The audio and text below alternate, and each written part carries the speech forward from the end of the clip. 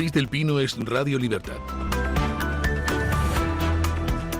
Hola, muy buenos días y cordial saludo para todos. Comenzamos con la información de este miércoles 18 de marzo, contándoles que Isabel Pardo de Vera mantenía citas con José Luis Ábalos en un piso secreto del barrio de Chamberí en Madrid, según los mensajes de WhatsApp hallados en los dispositivos de Koldo García por la UCO de la Guardia Civil.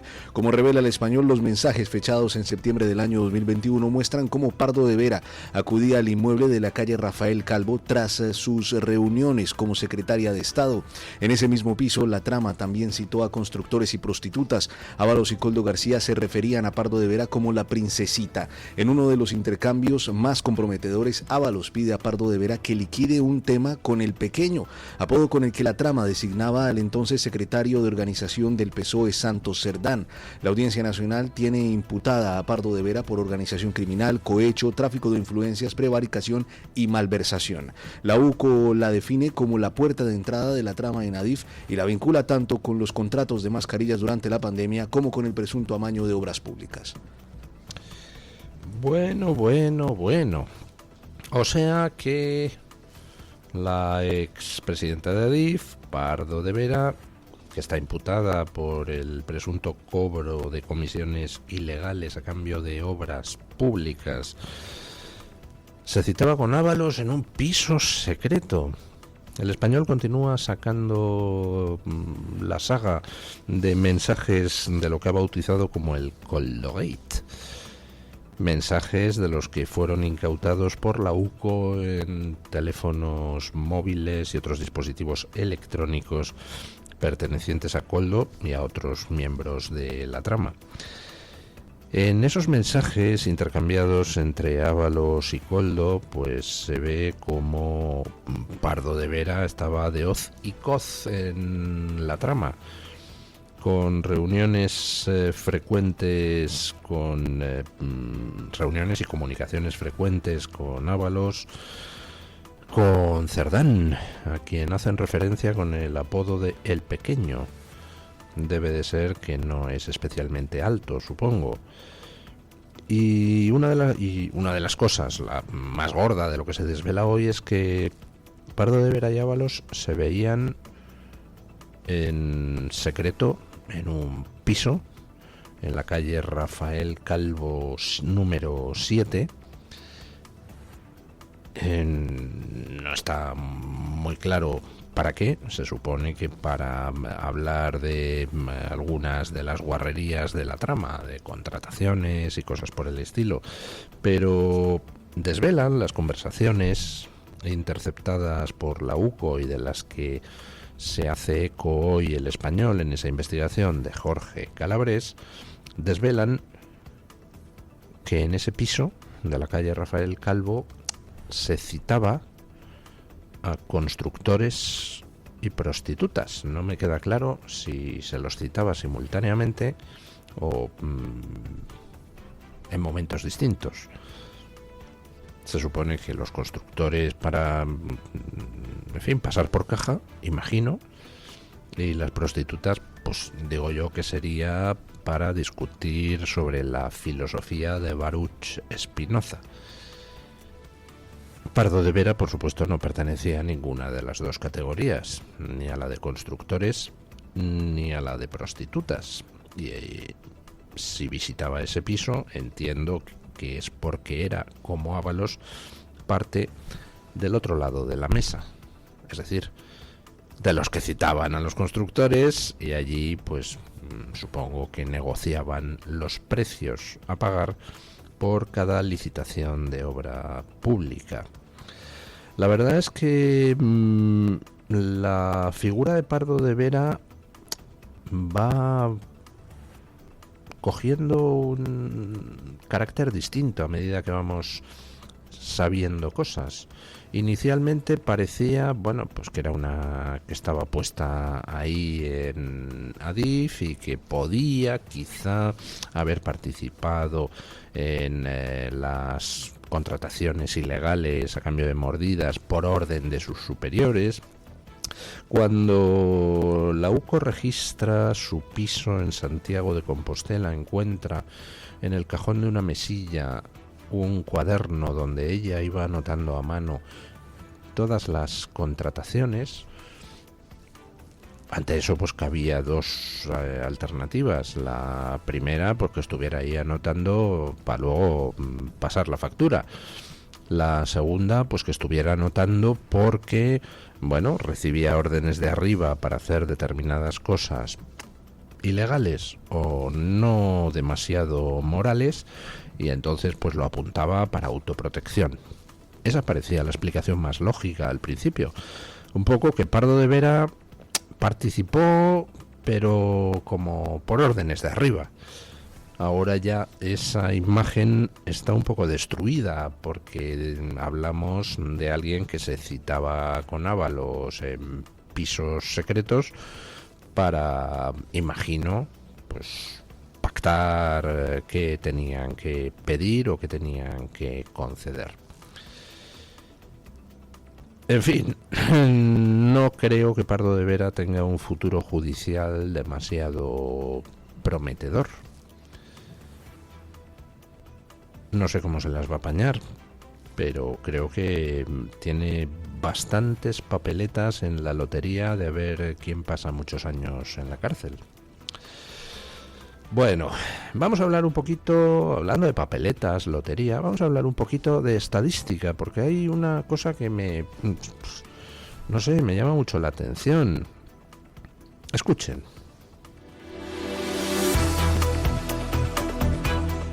La víctima del exDAO, José Ángel González, ratificó este jueves su denuncia de agresión sexual ante el juez en una declaración de más de 2 horas y 300 preguntas. Durante la vista se escucharon fragmentos del audio de 40 minutos grabado por la víctima durante la presunta agresión.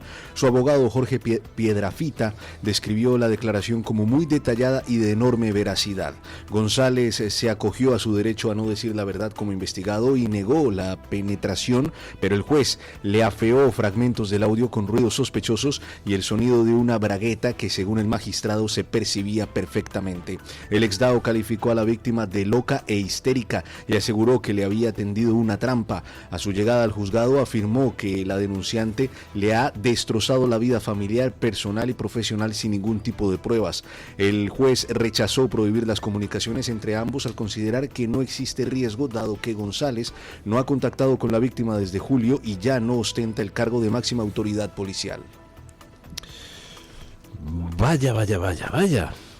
Les decía que íbamos a hablar de estadísticas, que a mí me maravilla lo que pasa con el Partido Socialista, los partidos de izquierda en general y la gente que colocan en altos cargos en distintos ministerios.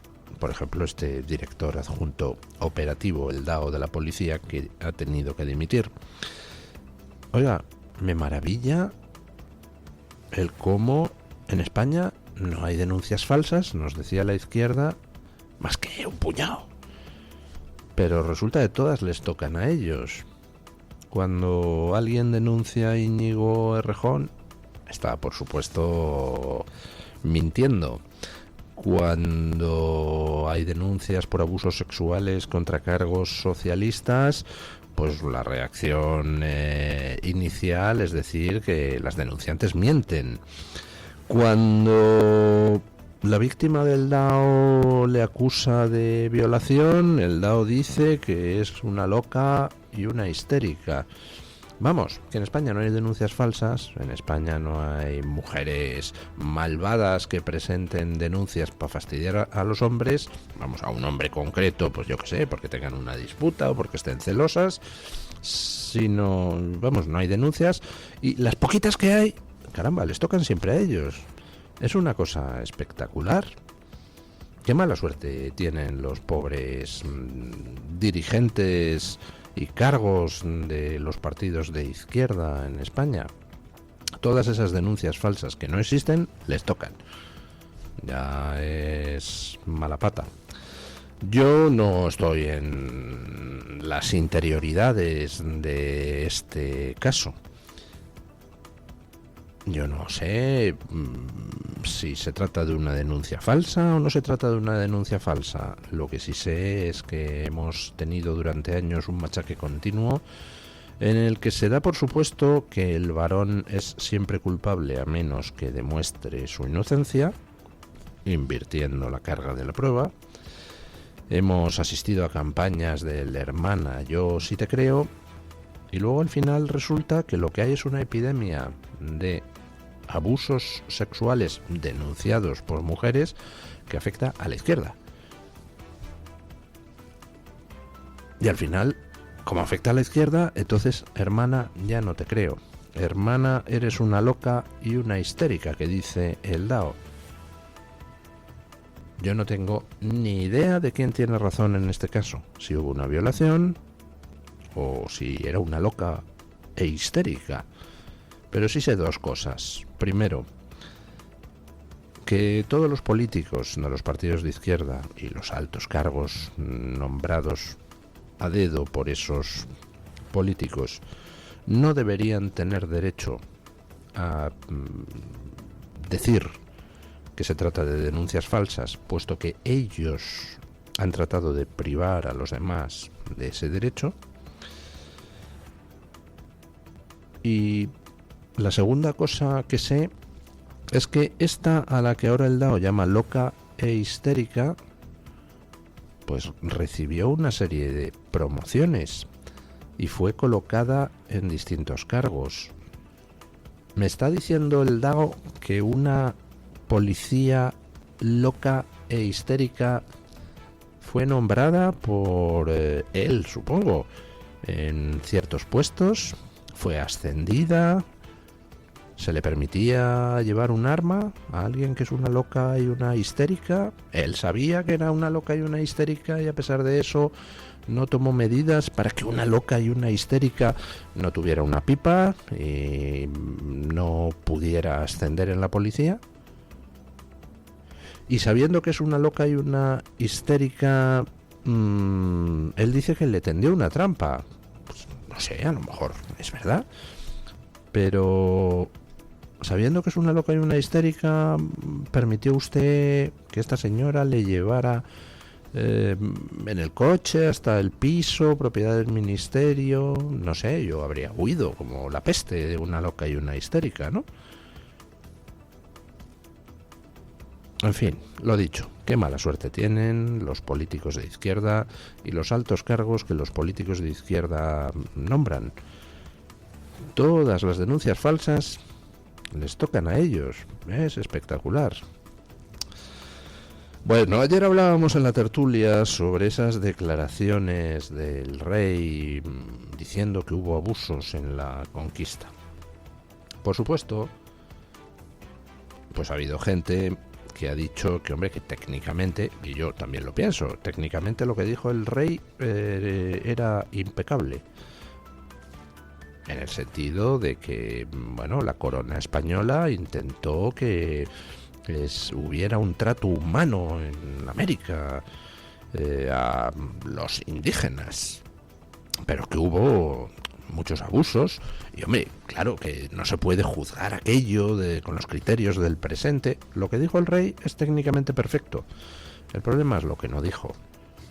El problema es que no dijera que la conquista y el descubrimiento, lejos de ser algo por lo que tengamos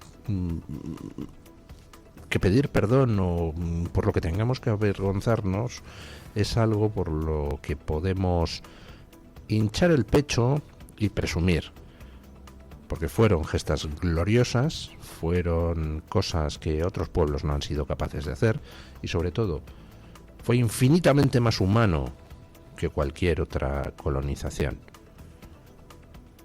O sea, no solo no nos comportamos como se pudieron comportar Inglaterra o Francia, Portugal, un gran impulsor del tráfico de esclavos. No solo no nos comportamos como ellos, sino que tratamos de comportarnos como mandaba la Santa Madre Iglesia, porque esa es la cuestión. La de España fue una colonización impulsada, sostenida por la religión católica, para quien los habitantes de América eran tan hijos de Dios como los de Albacete. Y ese detalle impregna toda la colonización española. Yo les desafío a ustedes a encontrar una sola escena en la colonización realizada por otros países europeos en otros lugares del mundo, similar a esa escena brutal en la que Cortés recibe a los 7 padres franciscanos que llegan desnudos y vestidos con pobres ropajes a Tenochtitlán, a la capital de México, con Cortés, el guerrero, el conquistador, postrándose de rodillas y besando los pies del franciscano. Les insto a encontrar algo tan simbólico, tan potente como eso, porque en eso, es decir, en la sumisión del poder temporal al poder divino, la sumisión del guerrero al misionero, está contenida toda la colonización española. España no tiene nada de que avergonzarse, al contrario, tiene muchísimo de lo que presumir y con lo que arrendar en los morros al resto de los países que colonizaron otras regiones. Así que el problema de lo del rey es precisamente eso, lo que no dijo. Se limita a decir, hombre, hubo abusos, toma, hubo abusos allí y hubo abusos en España. Nobles pedorros y sinvergüenzas los ha habido en todas partes, empresarios corruptos en todas partes y en todas las épocas. Gente trabajando en condiciones infrahumanas, pues la había en las minas americanas. Toma, ya en las de Almadén, aquí en España. ¿No se creen ustedes que en las minas de Almadén trabajaba la gente, en fin, con su seguridad social, su turno de 8 horas y descansos para tomarse el bocadillo? Ya está bien. Ya está bien de intentar inducir en España una vergüenza por algo que, lejos de dar vergüenza, lo que hace es engrandecer la historia de España. Porque además todo ese tipo de chorraditas de, bueno, sí, hubo abusos, al final para lo único que sirve es para alimentar a unos jetas, a unos canallas que se dedican a ocultar las decenas de miles de asesinados por los narcos en México y la inmensa corrupción que hay en México, buscando enemigos externos, España. Que se vayan a la mierda, ya está bien, de gestos hacia quien no los merece, porque encima le das un poquito así y se toman todo. Escuchen. La presidenta de México, Claudia Sheinbaum, reconoció el gesto de acercamiento del rey Felipe VI al admitir que hubo mucho abuso durante la conquista de América, pero lo consideró insuficiente. No fue todo lo que hubiéramos querido, afirmó. Las palabras del rey surgieron en una conversación con el embajador mexicano durante una visita a una exposición y fueron difundidas por la Casa Real. El gobierno de Sánchez las respaldó al 100% y reconoció haber sido informado previamente. Puede uno decir, bueno, no fue todo lo que hubiéramos querido, pero la verdad es que sí es un gesto de acercamiento del rey en el sentido de lo que hemos estado hablando, de un reconocimiento de excesos, exterminios que hubo durante la llegada de los españoles. Las reacciones en España fueron dispares. Feijóo calificó de disparate hacer un examen en el siglo XXI de lo que ocurrió en el siglo XV y subrayó que las palabras del rey se produjeron en una conversación informal, no en un discurso institucional. Vox fue más contundente. Su eurodiputado Germán Terch dijo estar estupefacto y la portavoz parlamentaria Pepa Millán defendió que la corona española llevó a cabo la mayor obra evangelizadora y civilizadora de la historia universal, respetando los derechos de todos sus súbditos. La empresa española en América fue la mayor obra evangelizadora y civilizadora de la historia universal, y eso lo hizo la corona española. Además, respetando los derechos y la dignidad de todos los súbditos de la corona entonces, tal y como por cierto se reflejó en el concilio de Isabel la Católica. Vamos a ver. ¿Han escuchado ustedes a la imbécil de la presidenta mexicana? Hubo mucho exterminio. ¿Qué exterminio hubo, señora? ¿De qué está hablando? Exterminio era el que había cuando gobernaban los aztecas, y abusos eran los que había cuando gobernaban los aztecas, que se comían el corazón de los prisioneros a los que sacrificaban en las pirámides sangrientas que tenían ahí. Y España llegó ahí y acabó con el canibalismo, para empezar. Y acabó con la basura del imperio azteca. Y si Hernán Cortés conquista México con un puñado de hombres y un palito, es porque todas las tribus mexicanas, menos las 2 que apoyaban a los aztecas, ayudaron a Cortés a quitarse de en medio a esa asquerosidad sangrienta que gobernaba en México. Está diciendo exterminios. Exterminios, váyase usted a Estados Unidos, hombre, cruce el río Bravo. En México el 95% de la población tiene sangre indígena. En Estados Unidos no llega al 2% la población que tiene sangre indígena. Ahí sí hubo un exterminio. Y les recuerdo que muchos de los exterminados eran precisamente tribus que previamente habían estado bajo dominio español y que no habían sido exterminadas. Como recuerda María Elvira Roca Barea, el indio Jerónimo no se llamaba Jerónimo porque a una tribu india le pareciera gracioso el nombre. Se llamaba Jerónimo porque hablaba en español. Y nadie los había exterminado, hasta que llegan los ingleses y conquistan las zonas que antes eran dominio español, y ahí sí empezó el exterminio de los indios. ¿De qué está hablando esta cretina? Exterminios, dice. En México, los españoles montaron universidades para los indígenas 2 siglos antes de que en el Norteamérica hubiera universidades para los anglos y por supuesto para los indígenas ninguna.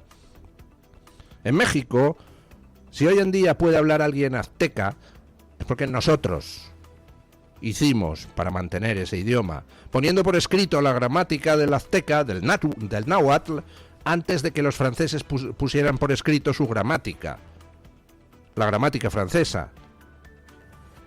Tal exterminio hubo que a los descendientes de Moctezuma se les dieron títulos nobiliarios españoles y la Guardia Civil Española está fundada siglos después por un descendiente de Moctezuma.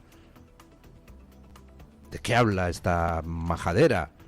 Ese es el problema de las palabras del rey, que al decir que hubo muchos abusos da alas a toda esta panda de indocumentados, que por supuesto mienten y saben que mienten, pero utilizan el tema por razones políticas, por ese antioccidentalismo transformado en indigenismo, y para alejar los problemas y para alejar la vista de los problemas que tienen sus países. ¿Por qué tenemos que dar alas a estos zurdos de mierda que decía Milei? Eso es lo malo de las declaraciones del rey. Eran técnicamente perfectas y absolutamente prescindibles. Y si se pone a hablar de que hubo abusos, todo lo que tiene que decir es, hubo algunos abusos dentro de una obra civilizadora y evangelizadora acojonante y de la que nos podemos sentir orgullosos. Y por cierto, lo que dice Feijóo, no, señor Feijóo, me parece bien que usted tercie en la polémica para decir que es una tontería lo de los abusos, pero que no se puede uno meter a juzgar lo de hace siglos. No, esa no es la actitud correcta, señor Feijóo. Por supuesto que tenemos que juzgar lo que se hizo hace siglos.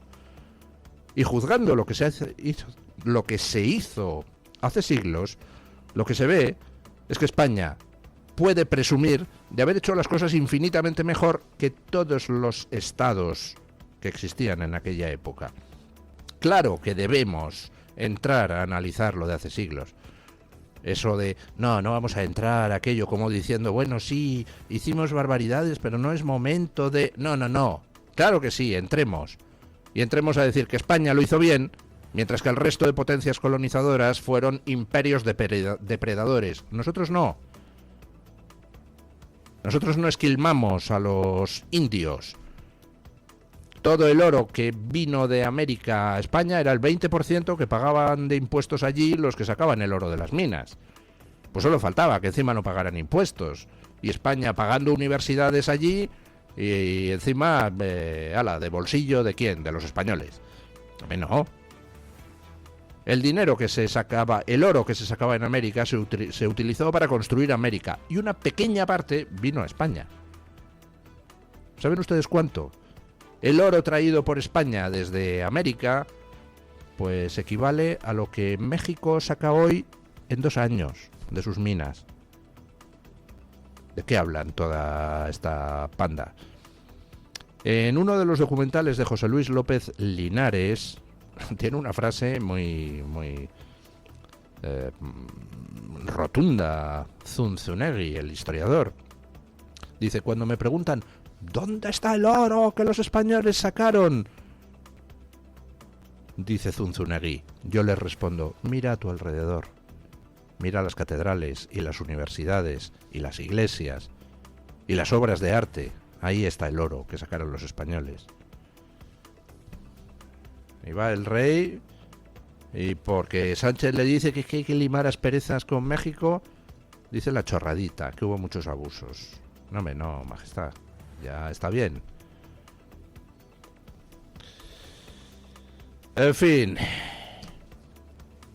teníamos otras dos noticias, pero como me he indignado con esto, pues las dejamos para los bloques sucesivos. ¿Le parece a usted? Perfectamente, don Luis. Guillermo. Claro que sí. Vamos con con doña Diana Hernández, para que nos cuente qué trae hoy Voz Media en portada. Buenos días, doña Diana. ¿Qué tal, amigos de Mañanas en Libertad? Desde Voz.us le traemos algunas de las últimas noticias de Estados Unidos y el mundo. Los anuncios recientes del régimen de Cuba de que permitirá la inversión en la isla por parte de la diáspora no son suficientemente drásticos, declaró el secretario de Estado Marco Rubio. El oficialismo de La Habana dijo el lunes que los cubanos residentes en el exterior podrán invertir y tener sus propias empresas en la isla en varios sectores, incluido el bancario. Pero esto no va a arreglar las cosas, añadió el secretario de Estado. Por otra parte, el gobierno argentino formalizó su salida de la Organización Mundial de la Salud, anunciada un año atrás. La decisión sigue los pasos del presidente Donald Trump, aliado cercano del mandatario argentino Javier Milei. Y dos propietarios de una empresa mayorista farmacéutica en Estados Unidos fueron condenados a un total de 38 años de prisión por liderar un esquema nacional de desvío de medicamentos contra el VIH, valorado en más de $92 millones. Por otra parte, el presidente de Colombia, Gustavo Petro, recuperó su visa para entrar en Estados Unidos tras los acercamientos de su gobierno con la administración Trump. Tendrá vigencia hasta agosto, cuando concluye su mandato. Y el Departamento de Energía anunció un financiamiento para avanzar en los esfuerzos de la misión Génesis para abordar los desafíos más complejos de ciencia y tecnología del país. Esto incluye una solicitud de aplicación por $293 millones titulada La Misión Génesis, transformando la ciencia y la energía con inteligencia artificial. Más información en Voz.us, en nuestra aplicación y, por supuesto, en nuestras redes sociales. Muchísimas gracias, doña Diane.